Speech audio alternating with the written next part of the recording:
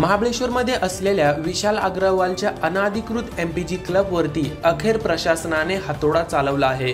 विशाल अग्रवालचा हे कनेक्शन समोर आलं होतं। या अगोदर एमपीजी क्लब सील करण्यात आले होते, मात्र जिल्हाधिकारी जितेंद्र दुड्डी यांच्या आदेशानंतर आज सकाळपासून एमपीजी रिसॉर्टवर बुलडोझर चालवला आहे। जिल्हाधिकाऱ्यांच्या निर्देशानुसार कारवाईला सुरुवात केली।